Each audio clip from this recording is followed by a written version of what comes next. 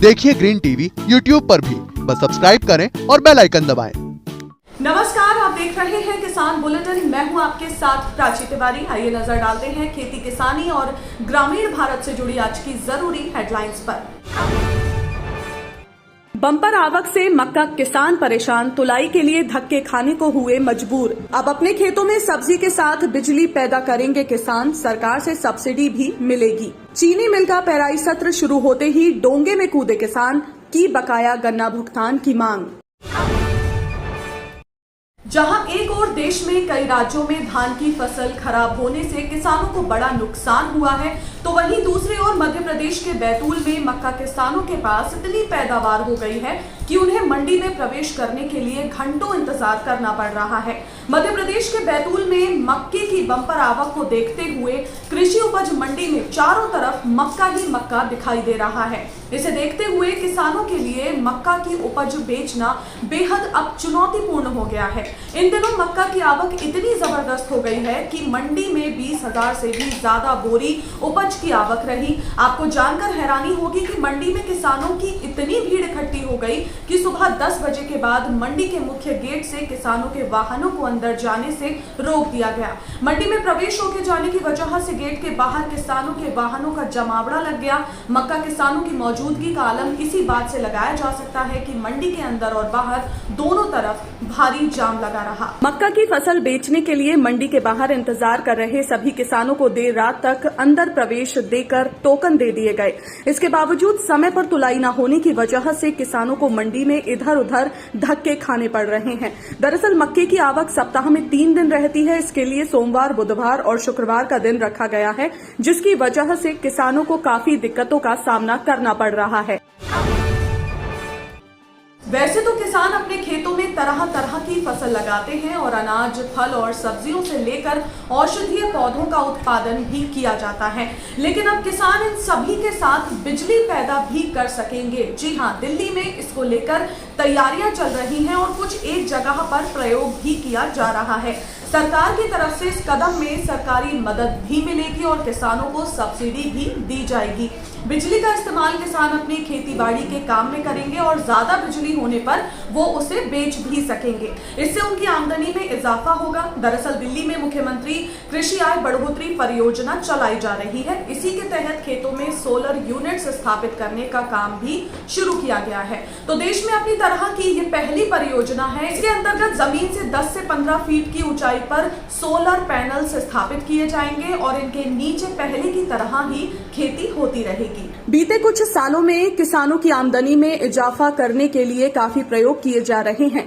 किसानों को खेती के साथ ही इससे जुड़े अन्य व्यापार को शुरू करने के लिए भी प्रोत्साहित किया जाता रहा है। इसी के तहत खेत में सौर ऊर्जा पैनल स्थापित कर बिजली उत्पादन करने पर भी काम चल रहा है।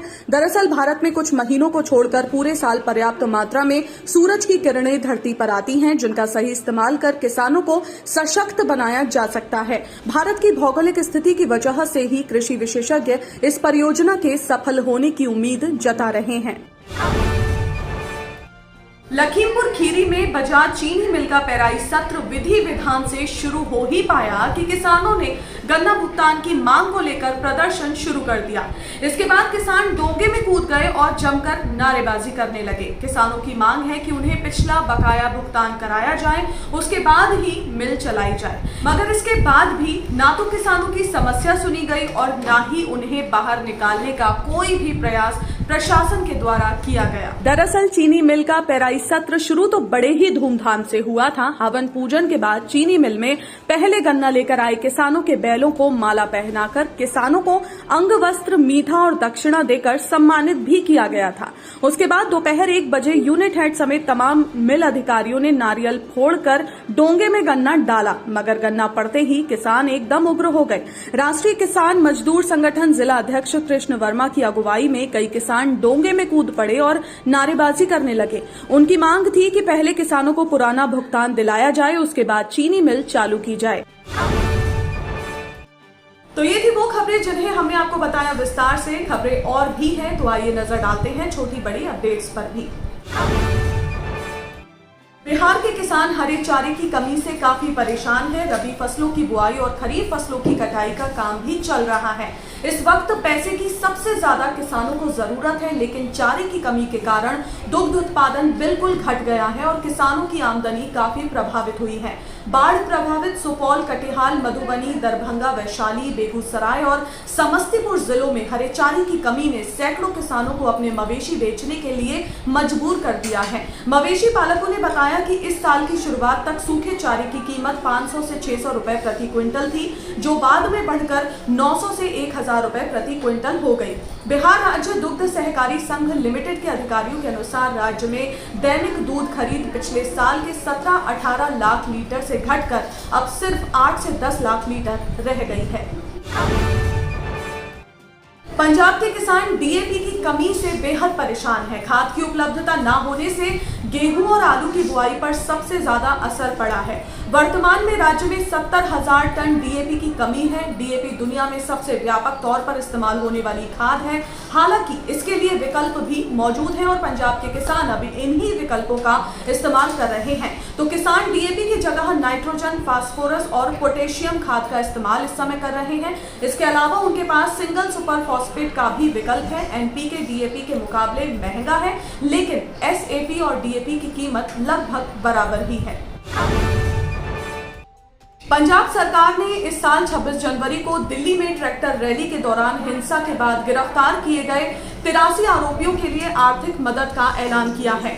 मुख्यमंत्री चरणजीत सिंह चन्नी ने हर आरोपी को 2-2 लाख रुपए देने का ऐलान किया है।